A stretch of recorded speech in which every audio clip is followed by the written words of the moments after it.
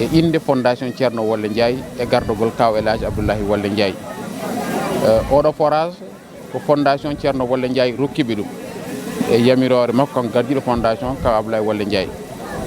ko sibabude yidnodeɓe wallodirde e makko e état de ɓeydanede eɗen gandi ɗo e weeni Bosseabe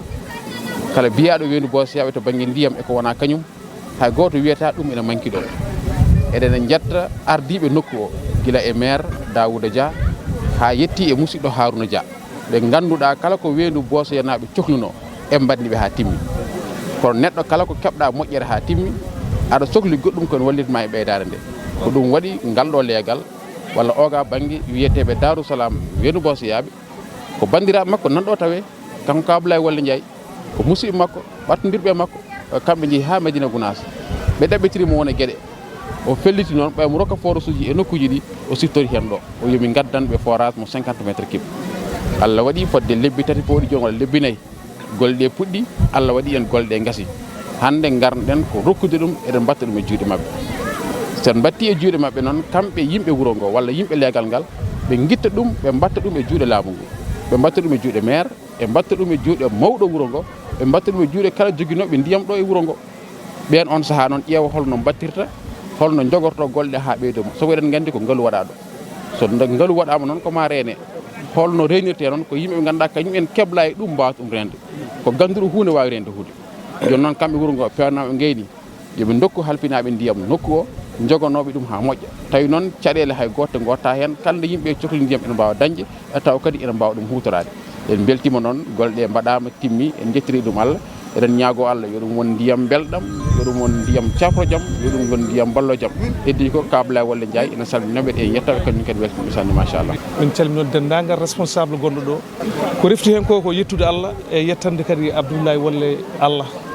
somin jiiɗi min mbiya kaw somin jiiɗi min mbiya baba nde tawno neɗɗo so moƴƴi o julɗi o nunɗi o gonɗi tan aduna foof yiɗatmo no Alhaji Abdou Ndiaye wiri ni ko noon Harouna Moussa Dia e Daouda Moussa Dia mbaɗi golle tiɗɗe e wuuro he ɗe jejjittako saabu jejjitinani kono noon kadi kala ko mbaɗɗa golle mawɗe e wuuro ma sa heeɓi neɗɗo goɗɗo kadi bawɗo kadi ɓeydandema ɗen golle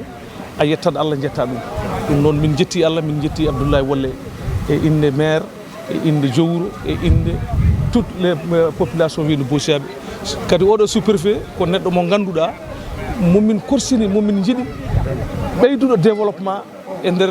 arrondissement mo Horkadiéré wona weeni Bosseabe tan wona fofof par ce que commune mo Horkadiéré ene waɗi 21 villages officiels ene waɗi 9 hameaux kono hay hen nokku goto ala ɗo meeɗi noddede koyngal makko yaɓɓani ɗon koyngal makko daraki ɗon ɗum noon monsieur le sous-préfet min jarnimama on banggue ngal ɗo leegal ngal ummi ko weeni Bosseabe ummi koye ngal ɗo leegal nde ko noon minen min dokkata wasiyaji tan ko kalife moon Allah koye moon kalife moon Allah forage o kalife moon Allah jogoɗon joggal moƴƴal nde tawno ko ngaalu kewgu waɗagu ɗo heewide neɗɗo dañi tawi wallani bandum heewide neɗɗo janggi tawi jangguinani bandum kono dañi bandum on bandiraɗen foti teskade ko walla ko ɗum noon monsieur Abou Ndiaye min jarnimama min nani golle ma min meeɗani yiidema min jiima ko hande kono noon kalto jiiɗa neɗɗo dari darna ɗon wolko darni ɗum ɗon ko hoolare e sellude e sembude ɗum noon min mbima ko joguiɗa ko yo Allah rokkane yo Allah jogane ɗum yo Allah reen yo Allah suur min jarnima kadi mawɓe amen jinnaɓe amen yaaɓe ha Madina Gounass ñaguini min ɗum ɗo ko adi fo en jetti Allah en beltimo e oɗo ñalawma en jetti jinnaɓe meɗen en jetti seeremɓe meɗen wonɓe sababu wodede men wonɓe sababu ɗiɗo barkeji heddi ko ñalawma duwawu ndeɗo moƴƴere nde Allah addi ɗo henna eɗen duwono hen koye men eɗen duwono hen julɓe eɗen duwono hen leydi ndi foof eɗen ñaago Allah moƴƴo o yo Allah waɗe leydi he barke waɗa e leydi he deejire walla e leydi he kisal waɗa e leydi he kawral eɗen ñaagui Allah dendagal ɓesguji leydi ndi e ɓesguji aduna ɗi fof yo Allah barkin ɗumen en jetti neɗɗo foof ene jogui ñalawma muɗum oɗo ñalawma hande mo daariɗen ɗo ko ñalawma Abdoulahi Wolle Abdoulahi mo Allah wi Abdoulahi wallu Allah wimo ko yo wallu Allah rokkimo ko wimo ko yo wallu enen mbiɗen Abdoulahi Wolle kono Allah wi ko yo wallu hande ko ñalawma Allah e nelaɗo muɗum e ñalawma makko en jetti kadi ɓesgu wuuro ngo foof hay goto en goppani mawɗo e cukalel e jinnaɓe meɗen eɗen jetti kadi musidɗo men ɓi wuro ngo biyeteɗo Harouna Dia puɗɗuɗo ndeɗo moƴƴere e ɗeɗo golle e ngoɗo wuro en jejjitanimo hay saaha goto eɗen ñaagui Allah yo Allah wallumo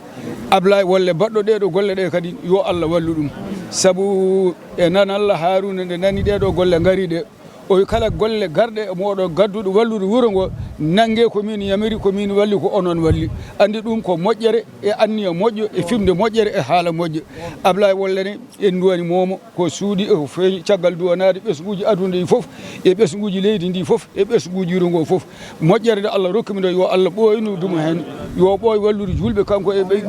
julɓe ɓe foof eɗen ñaagui Allah ɓiɓɓe leydi ndi foof moni fof yo rokku ɗum kattade wawde wallude leydi ndi bi jaahi nabil Mustafa sallallahu alayhi wa sallam en jettimo en jetti Thierno Mouhamadou Saydou radiallahu taala anhu ndeɗo moƴƴere immide ha Madina Gouras ari ha ɗo omo woni sababu en jetti Thierno Amadou Tidiane indi mum yettode muro waɗi so mi salmini préfet mi salmini chef de village Oumar Demba Ndaw mi salmini Elimane Wene Bosseabe Moussa Adama Konté mi salmini dendagal ardiɓe Abdoulaye Wolle Ndiaye woni délégation makko woni Abou Ndiaye kolaɗo makko min jarnimomo no fewi min calmini kadi Harouna Dia min jarnimoɓe e gueɗe ɓe mbaɗata ɗe ɓe gari haaɓe jetti amen ɓe dokki minen ndiyam kala dokkuɗomo ndiyam on hokkuma ko nemo hokkuma ko foftere par ce que wawa yaade gurdam caggal ndiyam ɗum noon min jetta Allah min jettaɓe amin mbiyaɓe kadi golle mabɓe ɗe yo yaaru yesso ko ponnomi haalde foof mawnamen ɓe kaali Allah jarama on jarama Abdoulaye Wolle Ndiaye kanko vraiment golle makko ene kaalen ñen foof hamin jiiha hamin nana joni so wahe ceertumeɗe yebde télé makko Abou Ndiaye kadi kolaɗo makko hamin jarnomo kadi hamin jettaɓe kanko e délégation mabɓe Allah jarama on jarama Mouhamed Siraji Anne goto e Magic Forage naɓe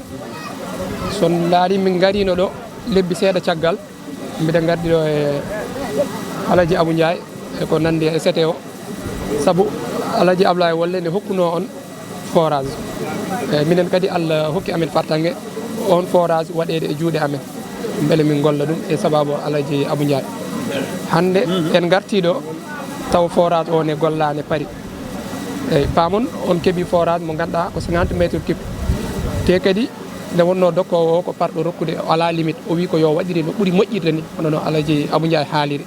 ɗum waɗi keɓɗon ɗo ko forage mo ganduɗa koye derniére génération ji ko forage uji cakkitiɗi forage uji ganduno ɗen subaka wodan gonɗo toon so fini kañum huɓɓata ƴooga londe ha heewa ñifa kikiɗe so tawi kikiɗe kadi ne sohla kadi huɓɓa so gayni ñifa kono oɗo forage wona ɗum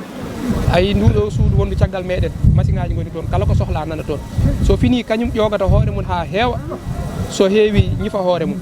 so yeehi hutorama ha ussima fodde nayaɓal londe nde ƴooga ɗum kadi ha heewa kadi ñifa hoore mum sohlani huɓɓowo sohlani ñifowo foof kañum waɗata hoore mum sana taw denowo nokku o ko ɗum woni ɗo hande noon Allah hokki amen min jetti Allah e timminde golle ɗe nde wonno wona hunde tokosere hokketeɓe ne jiiɗi ndiyam ne katojini hen dokkowo o ne paari hokkudeɓe Allah halfin amen ɗeɗo golle ko hunde teddude wonno kono min jetti Allah no fewi Allah hokki amen timminde hono no haalirani ko ɗum woni ɗo wassalamu aleykum wa rahmatullah